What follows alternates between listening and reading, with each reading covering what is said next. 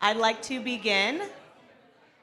I know it is a little bit noisy, so appreciate everybody's stopping their conversation so we can get started. So my name's Diana, and this is Liz, and we're part of the Embolden team. So we first wanted to say thank you for joining us tonight. We're really excited to be having this event with FeedMob. Embolden is a nonprofit for women. Our goal is to champion women in digital, and we really rally around 3 pillars: to connect, inspire, and empower women. We've been around for about 10 years. There's 12 chapters all over the world, and we have about 10,000 members.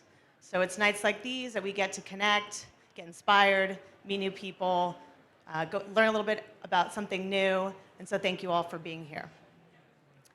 I also wanted, of course, thank FeedMob. Thank you, everybody. Raise your hand if you work at FeedMob. Awesome, thank you. Without you, this wouldn't be possible.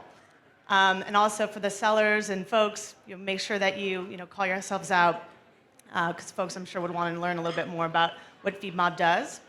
But for those who don't know, FeedMob is a mobile growth platform focused on best-in-class customer experience by enabling transparency in mobile advertising. So please talk to those folks that raise their hand if you're interested in learning more. And we so thank you for this wonderful evening and for helping us put this on tonight. So without further ado, I'd love to bring out our panelists and have them take a seat up here, and we'll introduce them and get started. Feels like a little bit like Friday night football. Yeah, there we go. Hello, everybody. Woo!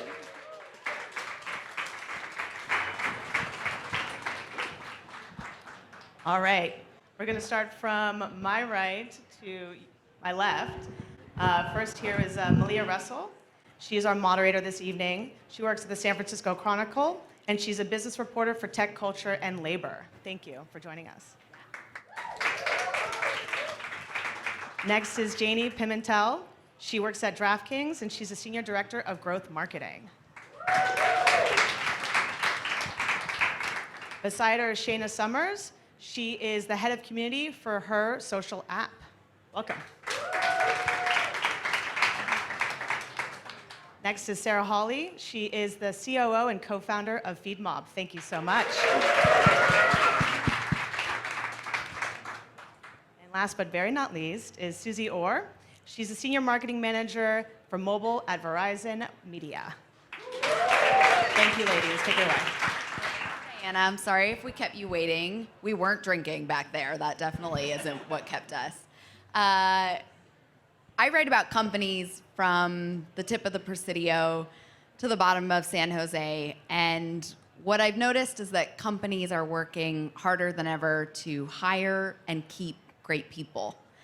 I'm sure you see that in your offices. And I think that has something to do with the fact that what people want from work is changing. And so I wanted to start our discussion today by asking our panelists, what do people want from work today, and what is something that you place a value on? I will go for it. So I think a lot of the culture change in what people are looking for at companies is now becoming more of a work-life balance.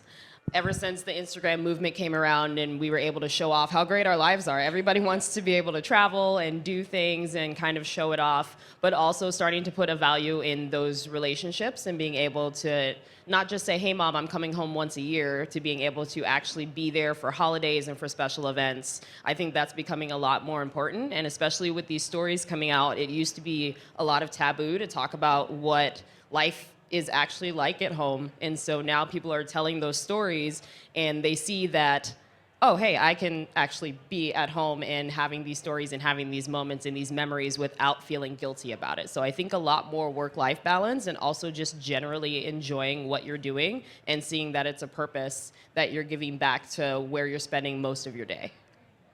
I think to echo on that, when I was early in my career and I asked for advice on how to be a badass in whatever I was trying to do, I think at the time, I was told that there's 3 things in your life. There's your family, there's your career, and there's your friends, and you can pick 2. and it's just which two do you want to pick? And I just remember being very depressed by that. And now that I have a family, it's more and more important for me to not just participate in a culture, but also be part of the culture change, that you can have all three. Mental health reasons, just quality of life, the fact that there's mobility now with your career. And so I think that that really just stuck with me. And I still think about that, of like, I want all three. I don't want two. Yeah, and just to second what Jayne and Shana have said, I think it's really important to point out that, we're in a record age of unemployment rate, and it's really an employee market at this point. Like, employees are really able to demand a lot more than they ever have been able to out of employers.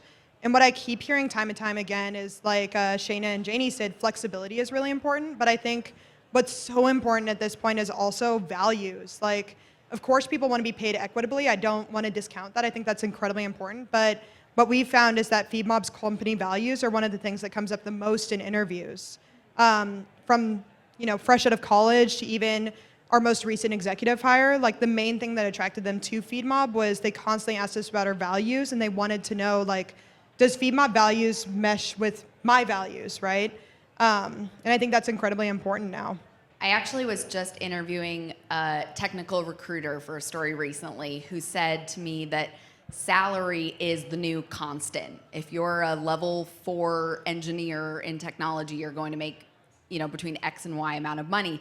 That culture is actually the new bargaining chip. That's the holy grail that you're after. So what I'm hearing is that salary is not the most important thing anymore. Would any of you take a job because it paid really well? Sure, I'll take that one. I haven't answered anything yet. Yeah, so I think I would, in the past, I definitely would have said yes. And I have, truthfully, because in my 20s, my goal was to stop being broke, right? But I mean, I definitely learned, like, usually when you're working at a company who can pay you that salary, there's also a lot of, maybe not every company, this might not be true for every company, but right, like, there's a lot of toxic culture that can come with that. There's a lot of competitive behavior, like a lot of politics, and that's not worth the money, like, ever, right? To even answer the last question, like, I feel like in the past, like, hustle was the culture. Like, how hard can you work? How much can you get done in a, how many hours are you working? And I'm really glad that that is dead, because it's so unhealthy, right? It's so draining, and in the end, are you really that much happier, No. I don't know. I was in a WeWork building not too long ago, and I feel like they have neon hustle signs everywhere.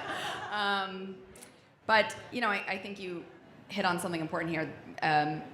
Culture is what matters, because people statistically are spending more time at the office than previous generations did. This panel is called Women in Mobile, and I'd love to know, in your experiences, how you try to create a culture that is inclusive of women, or in other words, beat back bro culture. I mean, that's kind of my whole job, because our app is literally catered to LGBTQ plus women and people. So we are literally trying to put that voice first always, because that is literally what our company stands for. It's called Her. So we're doing that. And the important part in it is that there are still going to be people that you work with that are in that bro culture, but then we get put in such, like, this beautiful bubble of when we come into the office. Like, I know that if one of my male coworkers says something really bro-y, I know I can call him out and be like, nope, you can't say that, or make a joke about it, or anything like that, or have another coworker speak up as well, and not just be me. But if I was working in another space, I'm sure there's a lot of people who feel like they're that one voice that would speak up, and just get so tired of having to teach or educate or just make people aware of what's happening. So I'm very grateful that I'm in that area, but then I also quickly get knocked back in that when I go to these networking events, or when I go and see other big name companies, and walk around and kind of like talk to the people, and I'm like, oh, not everywhere is like my office. Y'all need to come visit and learn a little bit. So that's kind of where we knock it back. How do you decide when to give constructive feedback and when to just like throw your hands up and let it go? I mean, sometimes it just depends on my mood. Like, it can be like, nope, today I have time, and I'm going to let you know how I feel and how you're acting, and that it's not okay. And other times it's just like, you are not the person that's going to learn. But my favorite thing is to just kind of, if possible, make just like a quick counter example of like how that person is acting. Nobody likes to be told like, oh no, you shouldn't say that. And they're like, why? I'm being understanding. We're in San Francisco and I know how to do that. No, you have to be able to give them kind of like an example of what is happening. So if they come to me and say something where it's just like, cool, how'd you get your hair like that? I'm like, cool, how'd you get your hair like that? And it's like, do you understand like the ridiculousness of that question in that area? Like, I'm not here to have to tell you these things, where some days I'll just sit and be like, cool, this is what my regimen is, what is yours? And then they're just like, oh, like nobody's ever really stopped and asked me that. Then it makes them think about, why did you feel the need to ask me that? Same thing as being like a queer woman. They're just like, oh, like what's your experience like with women? I'm like, I don't know, what's your experience like with men? Like, I don't, it's basically you're going on dates, who's paying, who's doing this, like it's kind of similar. But it depends on if you're able to get that understanding in the moment. But it definitely, for me, bears down to my mood. Yeah. Anyone else? Well, I've worked at two bro-y brands, I guess you would say, is Reddit and DraftKings. Both Not started. Draft Queens. Not DraftKings. Is that what your shirt said? Yes. Oh. I wear it for a reason. No, but I mean, both companies started by straight white guys. Systemically, it's just something that is part of the culture. It's not their fault. It's just that when two white guys create a company, it's ingrained in the culture, and you have to identify that that is something that has to be addressed, and not like, we should have more women and they should speak up. It's like, you built a company and you built a great company, but you've also built it upon the ethos of what it feels comfortable for you. And I think that making executives feel uncomfortable is a good way to get them to understand how it feels to go to a conference with all men, or a technical conference where you might be the only woman, or you have a fast line to the bathrooms because everyone else is waiting in the in the men's restroom. As an example, we actually this year are having a lot of our executives go to Grace Hopper for the first time. A bunch of white guys going to a female conference. I'm speaking at Lesbian Tech, and there'll be straight male representation there to support me, and I think it's really important to identify events or just ways to make them feel uncomfortable. Just pretty much straight up. Yeah, and just to go off of that, I think it's so interesting what you brought up, Jayne, about the founding team, right? Like, if it's two white men who founded a company together, like, it might be bro-y, right? Like, maybe not all white guys are bro-y, but maybe these two are, you know? Especially if they like sports so much. But I think what's really unique about FeedMob's founding team is, you know, we're a very diverse founding team. Like, I'm part of the founding team, and then also I have incredible allies who founded the business with me. And what we always saw was, like, throughout our experience, we were the most diverse founding team, like in our accelerator, or even when we met other co-founders and stuff. And I think that that really contributed to FeedMob's culture, because, you know, we did a culture building exercise relatively early within our company, before we really started hiring a large workforce, and we built out our cultural pillars. And it's very interesting to see how the cultural pillars are built, disseminated from the founding team to the leadership team and down to the rest of the staff, right? And I think that that's so important when you're combating not only bro culture, but any sort of cliquish culture. You know what I mean? Yeah. I mean, in general, I feel like a healthy culture has to come from the top down, right? Like, you can make your team feel included and welcomed, and those around you. But if, you know, the leadership of the company is not pushing that message, you know, open to listening, open to changing, you know, even investing in programs to educate people, right? Like, the culture is not going to actually improve, you know? Now, Sarah, I know you had a previous experience where you dealt with harassment. I'd love for you to share with us how you dealt, and maybe how your company could have supported you better. Yeah, and you know, it's interesting that you asked that, and I'm not gonna lie, it's a little uncomfortable to talk about, but as you asked that, I realized very quickly that the company that I was working for at that time actually did not have a single cultural pillar that I could name.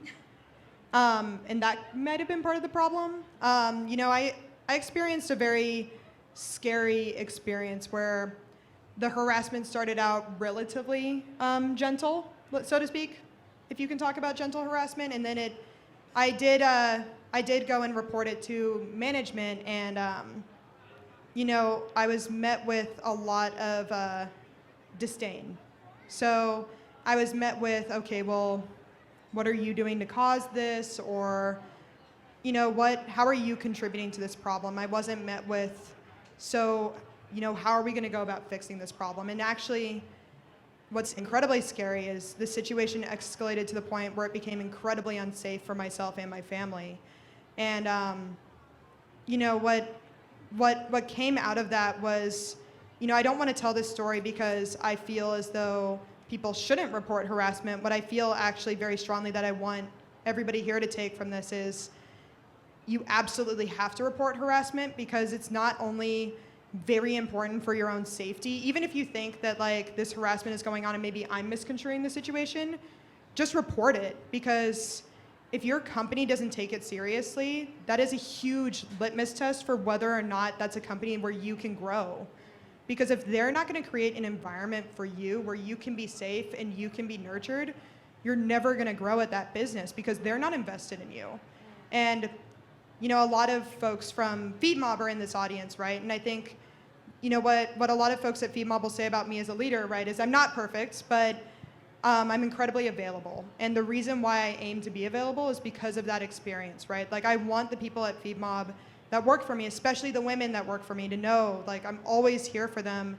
And if anything was ever to happen to them, if they were ever made to feel unsafe, I will take action and it will be swift. I mean, I don't even need to utter the words "me too" for, I'm sure it's on top of mind for everyone in this room. I'd love to hear from you guys a little bit about what outlets you have to report harassment, and or maybe what you wish was available to you.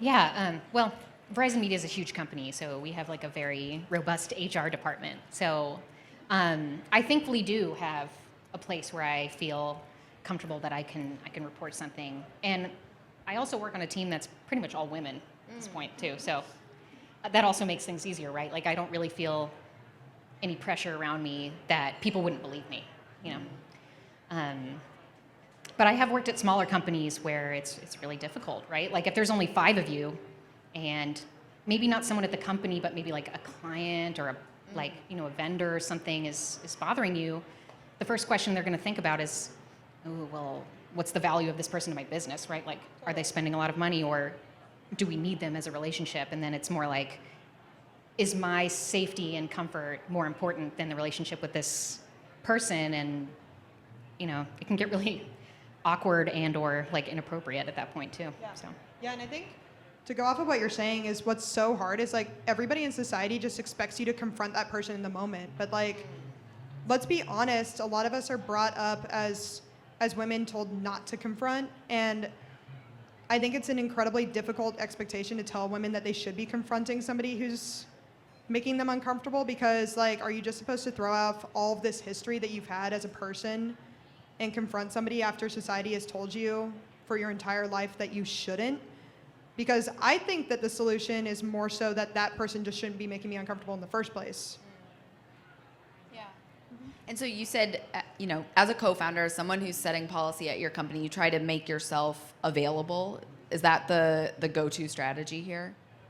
Yeah, it's hard, right? Because at our company, we're so small at this point, we don't even have a standard HR department, right? Like, we have consultants from an HR perspective, but we don't have a full department. And so, the escalation point really at FeedMob is that you should let your manager know, and that, they will have to go about investigating the situation and making sure that a fair and equitable route is taken for all parties. But at this point, whenever those types of situations come about, I think that it should be expected by employees that it's so important that not only your manager will get involved, but the founding team should get involved, because this is your business. This is your baby, and if you've created this business that you expect to thrive, it's never going to thrive if people are made to feel uncomfortable in their workplace or are made to feel unsafe, you know? So on a maybe happier note, talking about how women advance in their offices, you know, I think a lot of you told me that even if you are not managing teams, you play some part in recruiting or creating culture in your companies. What have you seen done to help increase opportunities for women to reach promotions or to have a seat at the table? I think a lot of the support comes from a lot of women, first of all, don't have any participation at the cap table like early on in a startup, so they don't have exposure to negotiation or equity deals that actually benefit them. And so financial training, my dad was a CFO, and so I'm the best negotiator, I think, in Silicon Valley. But not everyone has a dad that is CFO of startups. So like, how do you make sure that people have the right support there? And then I also think it sounds trite, but like training, and I don't mean it as like a checkbox, but actual training where you are dealing with a lot of men, especially when in situations like presentations, you have a room full of men and you haven't gotten in a word edgewise, where that is a time that you have to shine. We have a system where if we see a woman that's not speaking up, if I notice that, then I am a champion in that meeting to make sure that I ask her a question to get her to participate in a not awkward way, but in a natural way, so that people don't forget who's actually in the room and who are the experts, because it can be easy to slip out of like, I'll let him talk about it, even though he has no idea what he's talking about, which happens a lot.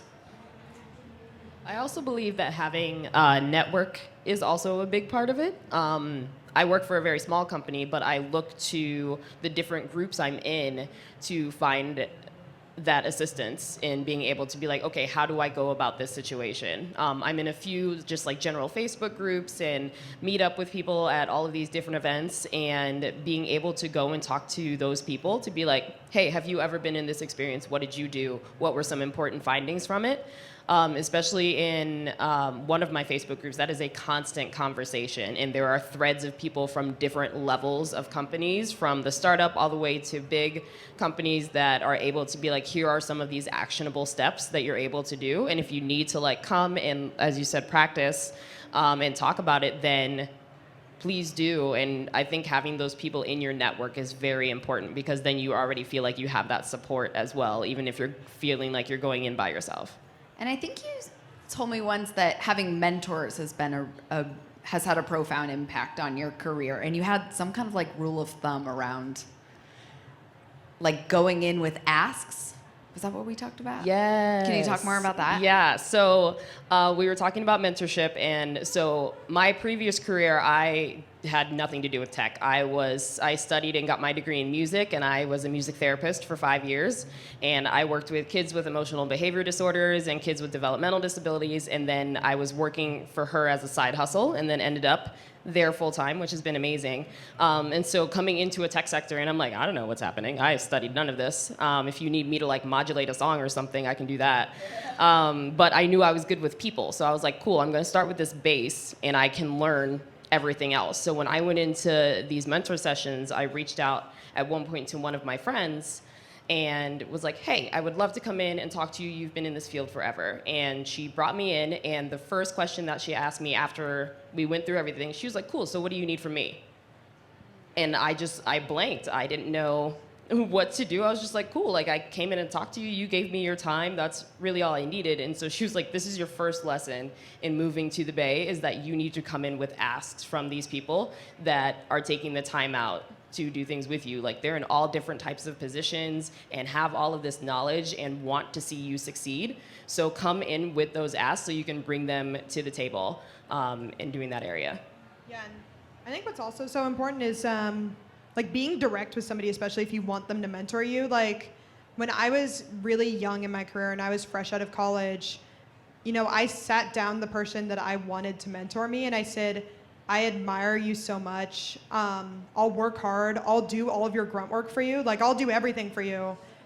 I'm going to make your life so easy that you're never going to have to lift a pinky again. But I really would like it if you would take the time to mentor me. Like, I said it out loud, and now he's my co-founder. So he's right there. But we're making eye contact, right? And but I think about that a lot, right? And I think to myself sometimes, like, what if I hadn't had that conversation? Would I have gone on to co-found FeedMob? Probably not, right? And that's why I think it's so important that when you're very young in your career and when you're starting out, like, finding somebody that you admire where you think, wow, they have all the attributes that I crave, is just sit them down and ask them. It's in their best interest to help you as well, right? Like, I think I've brought some value to the table in FeedMob now, so I think he's also gotten something out of this, you know? But yeah, that's exactly what I would recommend. Excellent. So I cover tech culture, and something I love to see and that I've noticed recently is that companies are starting to treat parenthood as a new dimension of diversity. And we see companies rolling out benefits in the interest of keeping parents. And those might be things like stipends for egg freezing or surrogacy or adoption fees. I wrote a story for the Chronicle a couple months ago about companies that were giving paid time off in the event of a miscarriage. And so I'd love to put the mom on our panel on the spot for a second and tell us a little bit about how you made being a parent in tech work for you. So I'm the only mom right now, right? I'm a mother of two. Thank you. I have a 2-year-old and a 6-month-old. I gave birth to our 2-year-old, and my wife actually carried our 6-month-old. So we have a little bit of a unique kind of spin on it. When I was walking here, I was thinking about our story, and it pissed me off a little bit, but then it got me excited for a few reasons. So I'll start with when my wife and I decided that we wanted to have kids. Both of the companies we worked for didn't have fertility coverage, so we knew we'd have to pay out of pocket. I think the latest stats are that 70% of people that require fertility treatment for some reason, for any reason, have to pay out of pocket. So there's still a lot of companies that don't cover it. It was around $15,000 for us to have our first one, which is a lot of money. And the part that pissed me off was when I was thinking about it, there was a funny story, and maybe it's funny and sad at the same time. We were picking a fertility center to use, and the same fertility center the CEO of my wife's company used, but it was covered because he was an older guy with a younger woman. So the company paid for his fertility treatments, but not my wife and I. And I remember not telling my company like why I had to skip every 4 weeks to go have my fertility treatments done. And I was carrying twins, and I miscarried one of my twins, and went back to work, and my boss was writing me for why I was gone. And I remember sitting at my desk being like, not only am I spending all my money on this, I just miscarried a kid, I don't want to tell him what's going on. And it was really isolating. On the happier note, when we had our second one of the reasons my wife actually left her startup to go to LinkedIn was because they covered fertility. Wow. So they paid for everything, which was amazing. And they had support groups, and it was such a different experience that I am such a supporter and feel like it's a vital need in any company now to have it, because I just remember the horrible experience I had, and I'm sure I'm not the only one that has had that. It would have made all the difference. I mean, it was night and day, our experiences. Yeah.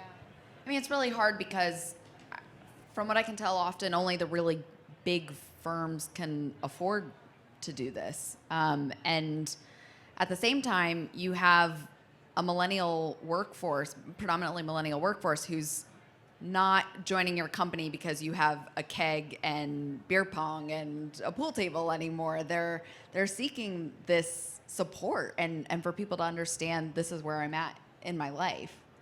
I mean, I think it just goes in tandem with society. You know, gay marriage became legal. Well, all those gay people now want to have kids. So, you know, or women don't want to have kids right now, or you know, that whole flexibility. It's such a people don't speak about it enough, that it is a culture thing, and to be relaxed about when you want to have kids, or just know that it's not going to be a financial burden, is such a relief that people don't talk about. And men obviously don't, I don't want to say all men, but the executives or the ones with the younger women don't understand it because they get it paid for and they take it for granted. Yeah, and you know, one thing that really struck me is like, obviously, like I'm emotionally struck by that story, but one thing I thought about that I also was struck by is the fact that your boss just assumed that you were like low performing all of a sudden and like kind of rode you about that. And I really wish that managers in general were trained a little bit better to like sit somebody down and ask them what's going on. And it's like, not about probing them about their personal life, right? But just like, maybe if you have a really high performing employee, you shouldn't just all of a sudden one day, if they're not performing well, assume that they're low performing and start writing them. Maybe the best way that managers should be going about it, and what I really try to do at FeedMob for the people that report into me, is I try to understand like, okay, this high performing person all of a sudden is not doing, like, there's got to be something else that's going on, because I know that this person is so good at their job. Like, I know they're incredible, right? Like, I believe in them 110%. And if they're not performing well, there's either something that I'm doing wrong, there's something that the company is doing wrong, there's something else going on externally. And like, I think it's all about just not assuming the worst in people and giving people a chance, you know, and really believing in them. And I wish that your boss had done that for you. And that's not necessarily a new concept either, to kind of sit and see somebody who's high performing not do it. Like, you see that in school. That starts young, when we're able to be like, okay, you have this kid that typically performs well and now all of a sudden isn't, and not being able to see that and look at that support and put that there. Like, you would never want that for your kid. Same where like that should not have ever happened to you. That was one of the first things that even nobody in my company has been pregnant, but we have like full freedom to do things. And so the closest thing that could be was when I was flying back home multiple times. I'm from DC area, and when my first nephew was born. And I'm sitting there on calls holding a baby, and they're like, oh, this is gonna be weird when somebody actually has a kid, and we have to kind of see what's going on. But even to see that type of starting support where we haven't had to actively be like, yes, this is what's happening. It's like to know that a company is there for you, and is able to be like, yes, we want to hear about how your kids are doing, and if you have to leave home because they got sick or they got in trouble at school, and doing all those things. I think that key, even just like if you're not able to give all of those like supports in terms of like finances towards fertility or anything like that, knowing that like that coverage and that support is there, I think is also another like healthy step towards parenting in companies. It sounds to me like getting that plan in place for what we do when our first employee is pregnant, that having that plan in place before they're pregnant might be a smart idea. Oh, we've already thought about it. It's hilarious, and apparently I'm the example person because I'm the only one who has something nearby to do it. I'll give you mine. So I think something that's really hard about culture is scaling it. And Susie, I know that you were at a startup previously. I think the words you used were that it failed epically. And now you're at Verizon, a company with more than 100,000 people around the globe. I'd love to hear from you a little bit about how the cultures compared, and then we can open it up to how you actually scale culture. Yeah.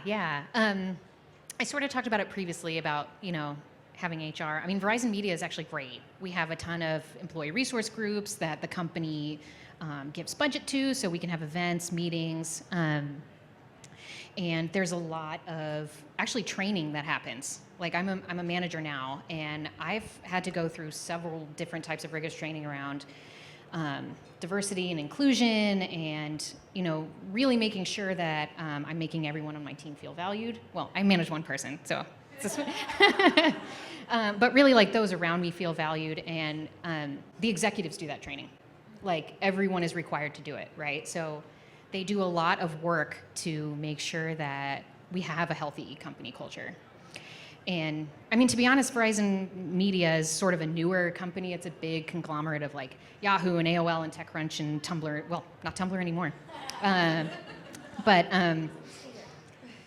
I don't know. I mean, I feel like maybe as we've come together, we have a new CEO. And I mean, I really feel like that a lot has changed. And they're listening to this conversation that everyone is having. And they're really trying to make sure that we feel healthy and safe at work and that we, have a safe space. Are you in a satellite office, or do they have like a huge presence out here? They do. Well, Sunnyvale is definitely the largest office. San Francisco is a smaller office where I work. Got it. Mm-hmm. I feel like, before I was at the Chronicle, I was at a really big new media outlet, and I can remember feeling sometimes lost when you have such a large team. Can anyone relate to that and how you kind of feel heard still? Uh-huh. Yeah. And I mean, I know that definitely still happens at my company. I'm just really lucky. Like even the VP I report into, she's incredible. She's also makes herself really available and makes sure that we all have space to make ourselves heard, right? Like to make sure that we all feel valued. So other panelists, where have you seen scale and culture go terribly wrong or phenomenally right? Yeah, I mean, I can jump in on that. Like I was mentioning about the company that didn't necessarily take care of me, and the instance that I was very aggressively harassed, that didn't go well because they never took the time or energy to ever put together cultural pillars. So, I mean, I guess it's kind of how could they possibly have scaled culture because they never took the time to make them. And so I think that's why it's so important when we were founding FeedMob that we took the time and we took an entire day off-site to really build out our cultural pillars. The place where I've seen it go awry, not only in companies I've worked for, but in companies I've read about, I feel, is when the cultural pillars don't apply to everybody. Where, like, let's say that there's this person who's an incredibly high performer, maybe they're an incredible salesperson, or maybe they're just incredibly gifted, right? But what if they're an asshole? Like, what if they're just a brilliant asshole who doesn't align with any of your cultural pillars, doesn't align with your values, and they don't, like, they just shouldn't be there, I mean, yeah, maybe they'll make your company a quick buck or something, but like, I think that companies need to take a larger stance on, okay, the cultural pillars should really apply to everybody, no matter what. Even if you're the CEO, they should still apply to you. If anything, they should apply to you more because you're the CEO of the company. You're supposed to be an embodiment of those pillars. And I think that, that's where we've seen a lot of cultural growth go awry, is when they just don't apply to everybody, because you also need to think about, like, how does performance suffer for everybody around you when people aren't adhering to your cultural pillars? Because I think we've all been in those awkward situations where we're sitting there and feeling as though this person is getting recognition despite bad behavior, How do you screen for that in a job interview if they, not if they're an asshole, but if they subscribe to your company's values? Yeah, I mean, we actually, a huge shout out to Billy, who helped put on this event, but we actually have somebody internally who, he's always valued culture. He was one of the people who was really screaming about how we should be valuing culture in the early days of FeedMob. And a lot of times we'll have him specifically screen people just on culture. So like a part of our interview process is we have either him or somebody else who we also feel really embodies the cultural pillars. Their entire job is they just come in and they ask very leading questions about culture, and like sometimes situational questions. And then their job in the interview panel, when we all talk about the person that was interviewing at the business, is they literally just talk about, like, is this person a cultural fit? And we listen to them very, very astutely, because I think that the soft skills are just as important as the hard skills, especially if you're bringing somebody into your environment. I love that we've kind of come full circle from talking in the beginning about people want a strong culture at their next employer. And also it helps if the company takes people who support their culture. I have one more question, and then we're going to open it up for Q&A in case you've not beeped in your questions yet. I'd love to hear from everyone here, what is something you wish you had known early in your career that you think would have helped you? I'd love to go because I thought about this question a lot. And I want to start by giving the absolute worst piece of advice I've ever received. So when I first started working in tech, I guess this was about 10 years ago, I was working in affiliate marketing, which, if you're not aware of what that is, most of it is what internet trolls do for work. But someone in a much higher level at a company that I wanted to work at, I asked her, how do you handle, being a woman in this industry? I mean, we all had to deal with, me and other women in that field, especially 10 years ago, dealt with a lot of inappropriate behavior. That's to put it nicely. And she told me, just deal with it. Just deal with it and move on. And, they will respect you more if they think you can put up with it and like you're tougher than that. Don't do that. Do not do that. You are allowed to speak up for yourself. Like, it doesn't make you less of a good teammate. It doesn't make you weak to say that that hurt my feelings, like that really offended me, or you watched that person do something terrible to me and you didn't say anything, right? Like, it is okay. It is okay to talk about it. Yeah. Snaps for Susie. Snaps.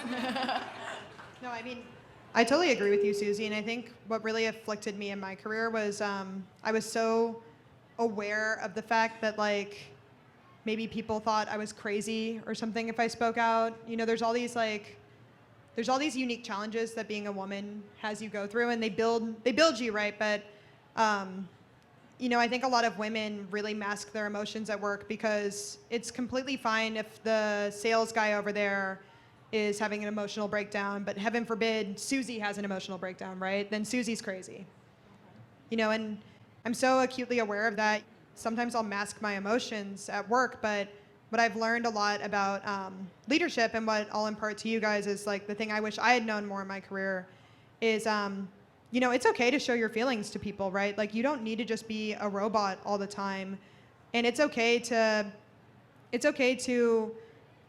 recognize your feelings and to utilize them in order to make sure that you're not only like managing people properly, but also to make sure that you're even thinking about your customers in the right way, or that you're interacting with people in the correct way. Like, I think a lot of women are forced to suppress their feelings, and I don't think that that's the way that we should be forced to act anymore, because we're not crazy. We're professionals. Ooh, I want that on a t-shirt. I'm not crazy, I'm professional. I like that. I don't think any of the women here are crazy. They're probably just normal human beings with normal human emotions, and we should treat them with the dignity that requires. I think one of the big things is knowing that intersectionality exists and that you can bring all parts of yourself into your space. And I think that was one thing in like the multiple areas I've worked that I haven't felt like has been able to be fully expressed. So same amongst the feelings, but also, the intersectionality of me being like a queer woman of color, it was almost like how we brought up earlier where it was like you had to pick 2 out of 3 things. A lot of my times I was like, how can I even pick one of those 3 things? Because all of it, society paints it as like 3 strikes against you. And I'm like, nah, that's the 3 things that you're gonna get out of me, and that's what's gonna happen. So as I got through that, my current boss brought up to me where it was like, she could tell when I was in my head about which one I was trying to choose to bring to work that day. And she pointed out to me where she was like, the moments that you best deliver are the moments when like you just don't worry about all of the parts of you, you just bring them. So when I'm able to sit and be like, no, I can come in and just be like, nope, that's not a great idea. Nope, I'm not gonna agree with you. No, I'm not gonna do it. And that's typically how I speak in office as well. And when I do that, it's like, no, here's why, because of this. And when I'm extra energetic or I'm able to show these things, but I'm also still delivering, my personality is not taking away from that. So always just like embracing that intersectionality of yourself and bringing it to the point of people where if they believe that bringing that is too much, then that's might not be the fit for you, because that person should be embracing all parts of you. And I got very lucky moving into a career that did embrace it, even when I was still, just because I was so used to hiding it, still hiding it. But my boss would call me out on it, being like, why are you not speaking up in this area? Or why are you not doing this? I've seen you do this. what is getting you to do it? And having her to understand like my experience, she's like, okay, cool, here's how we can work through that. So I'd say like intersectionality is what needs to be brought to the table from the start. Do you have any advice on how you practice that? How, you know, if there's part of your identity that you feel like won't be accepted, or that maybe you feel insecure about? One of the things that I learned, mainly like one, it was like go to therapy and talk to them about it, because that was the best thing that I did. And then when I was able to practice it and start doing it, it's like, it's not like you have to come in and be like, boom, here's all of me, and we're doing it, especially if you haven't before and if you're not comfortable. Work in what you're comfortable with and then do that one uncomfortable thing. But know that if that uncomfortable thing is only uncomfortable in the work session and not around your friends or not around your family, that's the thing that you need to do. Especially when people come in and be like, oh yeah, like when I see you at work, it's completely different. Take that one thing that I will get 100% passionate about and talk about it like unapologetically, even if it's simply the music you listen to. And you're like, nope, I'm gonna come and talk about it as myself because that is my thing. Then you see people's reactions, and 9 times out of 10, it's gonna be positive. And if it's not, girl, bye. And you keep it moving, because if you're still continuing to deliver, then nobody can argue against who you are as a person. Like, you see all of the people that we like look up to, like the big personality celebrities. They are those people that come out and are themselves, and they were in spaces where they couldn't be that, but now they can because they just started to do it. So take that small step if you need to, and just keep building off of that. So I'll just echo kind of all of them. There's actually a book that I read that makes it a little bit more official by a woman named Kim Scott, who started, I think, AdWords at Google even. Don't quote me on that one. But it's called Leading with Radical Candor, and it talks about bringing your whole self to work. And it really validated my perspective that when I was young in my career, that I was told, you can't dress this way, you can't, walk like, a badass, and you need to be a little bit more demure. And the book actually validated, like, no, I don't. I can be whoever I want to be. And if it kind of stresses people out or makes them feel like they're defensive about it, that's not my problem. It did teach me to be a better manager, because I think that when I was young in my career, I was a bit of a hothead. But now I've learned, like, it's okay to be direct, and you can make people perform well when they know where they stand with you. I also think there's another book that I will recommend about raising kids, but it actually goes to just being a good person. I can't remember the author, but it's called Grit, and it's about basically persevering when there's a lot of barriers. And we have that at work, whether you're a minority at work or even when you just have a really hard business problem. It reminds me of, I hated piano. My mom used to tell me, like, you have to do it though. Like, I'd be like, please, I don't want to do piano, but she made me do it for like 10 years. And she just never let me quit anything. I remember signing up for things in the summer where it'd be like, I had 5 different sports. I had to go to every single camp, because if I said yes at the beginning of the summer, she was like, I paid for it, you're going. And it's kind of that whole thing of like, if someone on your team doesn't want to do anything because it's getting hard, just be like, remember grit. Like, nope, you're doing it. Like, it's going to get really hard. You're probably going to fail 1,000 times, but once you get it right, you're going to be so proud of yourself. And I kind of carry that with me. So kind of bring your whole self to work, and then also proving myself wrong when I think I can't do something, or when something gets really hard, I now take it as like, I'm really excited to see how gritty I can be.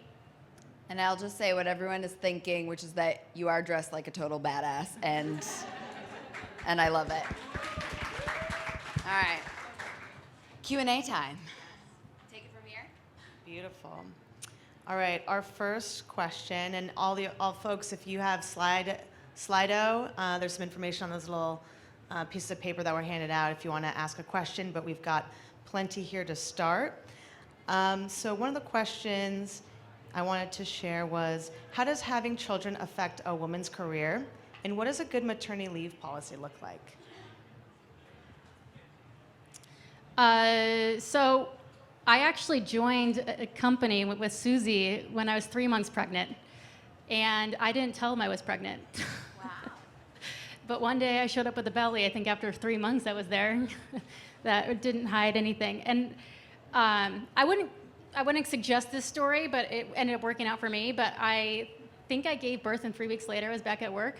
And my wife took maternity leave because I was concerned, like, if I take any more time, what's that going to do to my career?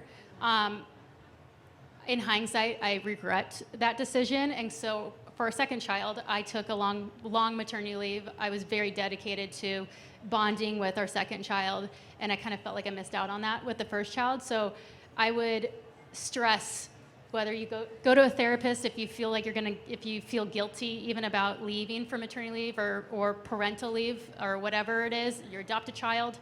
I think it actually goes to like caring for a sick parent.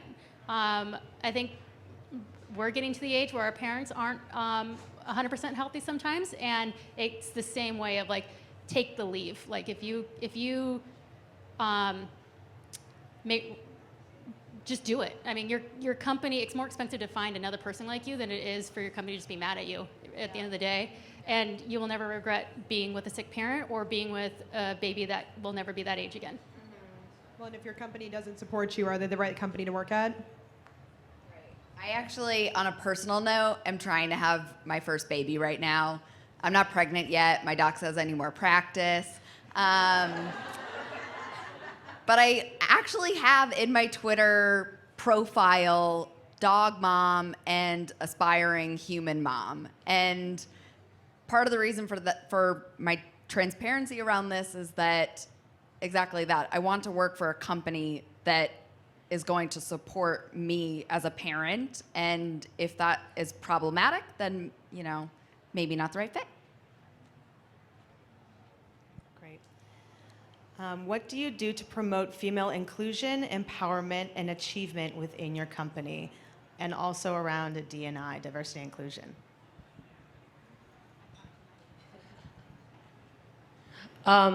A lot of hers mission is around like female empowerment and queer empowerment, being able to put those messages out there, but then also supporting your personal mission of doing that. Lots of the goals that you set at work are actionable and deliverable and work towards those business goals, but also setting those personal goals and setting them like with your boss so that they are also there like supporting you and helping you. So like I had personal goals of like speaking more and being able to go and appear at conferences, starting to do events, starting to, even though I'm not in sales whatsoever, but starting to sell like small chunks of things and being able to one, communicate that to your boss, but as well have your boss support you in that area, and then also making your team kind of aware of those things. That message just needs to continuously be repeated. Like, it is a part of our mission to go and have people be unapologetically themselves in our space. And so we have signs up everywhere. We celebrate those, those holidays, even the ones that aren't technically on the calendar, but it's like, on this day, you're just like supporting women. Having days off for like the Women's March and things like that, like being able to put that in your day-to-day makes it a natural progression, but also shows that you can come in and be this like self-empowered person.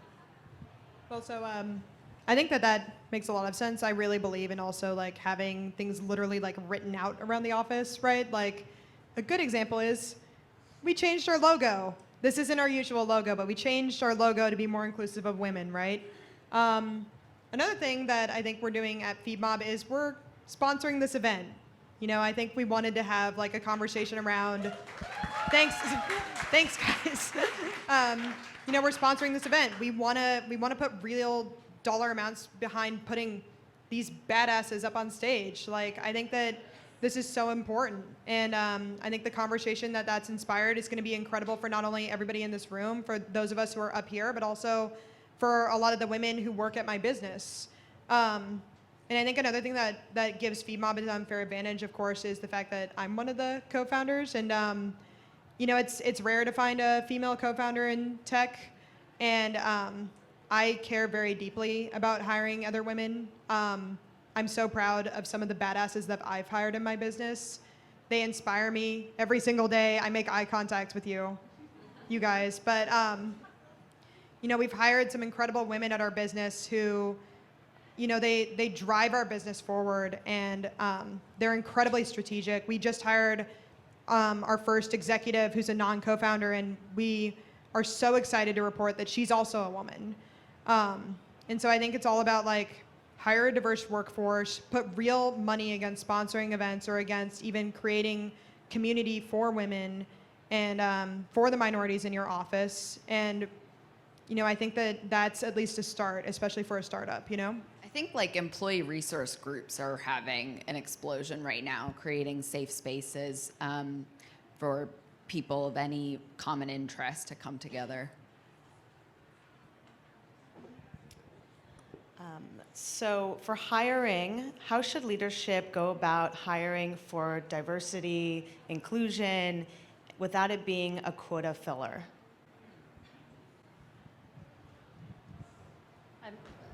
Sorry, I talked a lot, but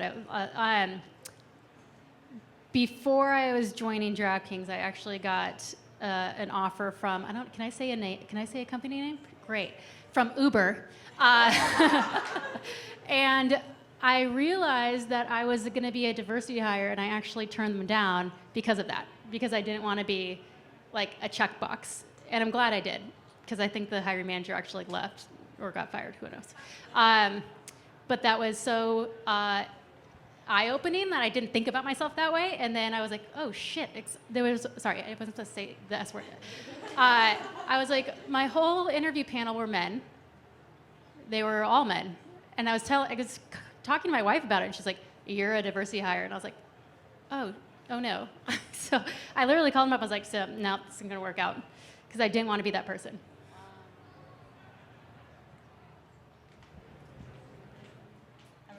I was looking at you because you were at Verizon meeting. Oh, yeah. Well, we actually do have a lot of diversity hiring programs. And my direct report, actually, we hired him through a veterans hiring program. And he's incredible, right? Like, truthfully, like if you just saw his resume on paper, would you think, should he do mobile marketing? And it's, I don't think I would have ever met him without that diversity hiring program. But at the same time, like, he's by far the best person I've ever gotten the privilege of managing, and he's insanely talented. He learned his job and his role within like 2 or 3 months, and it's a role that someone who, if we had hired in the industry, we would want someone who has like 6 to 7 years experience, right? And I wasn't ever put in a position where we had to hire him, but I did get the opportunity to interview him, and once I met him, I was just like, that's great. Like, I'm sold. Shameless plug, Her is hiring Android developers, and we're already a very diverse company. It's wonderful. All right, I think I skimmed the questions really quickly, and I think we tackled most of them in the discussion, but we did have one from the audience. Would you please rise? On my head. Thank you all. My name's Jennifer. 20 years working in mobile and dealt with a lot of different challenges that you're all talking about. So I feel you, and thank you for your bravery and your courage. I have 2 thoughts, and one of them is more of a question about the wage gap. Nobody's really talked about that tonight, but I think it's a really big issue, and I think women in business don't talk about their salaries with each other because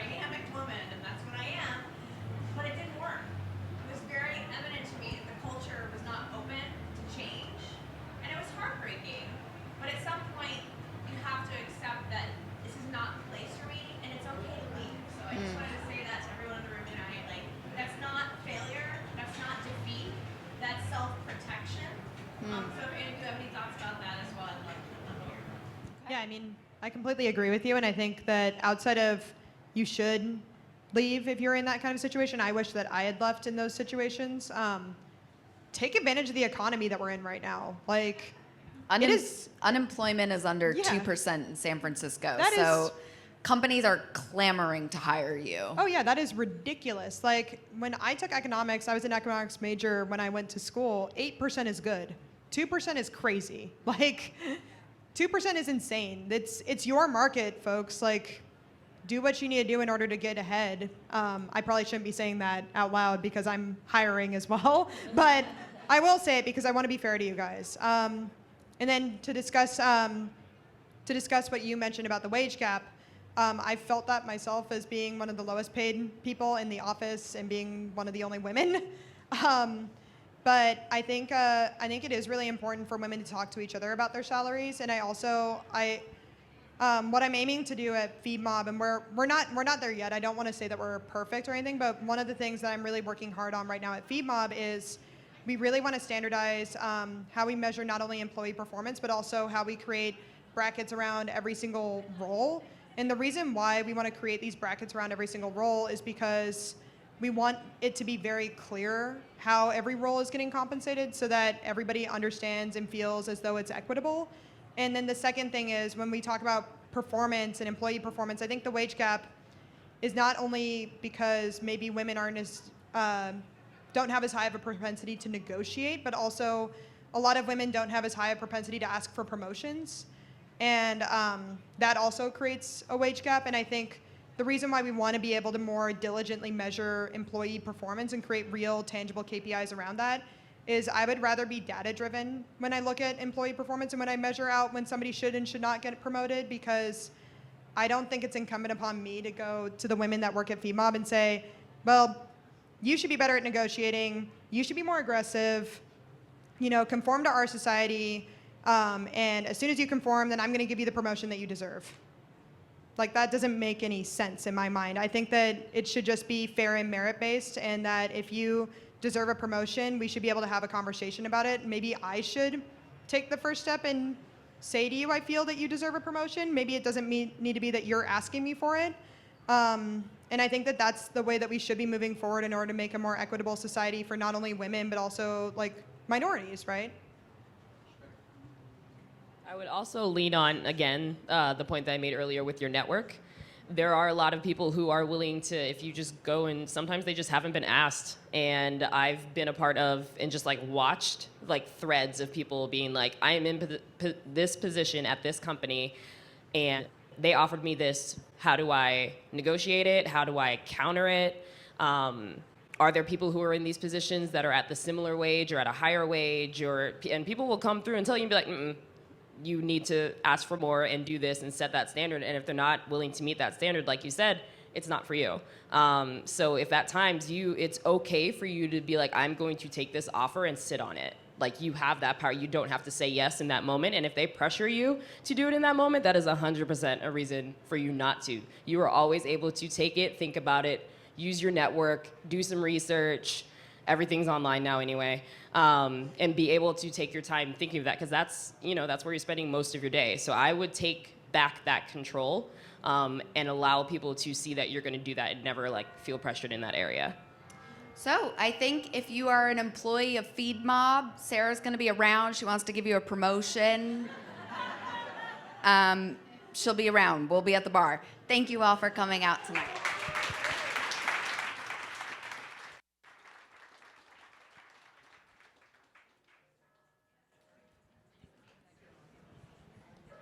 Join us for drinks and food, and please stay and mingle and network. We have the space for quite a while, so please enjoy.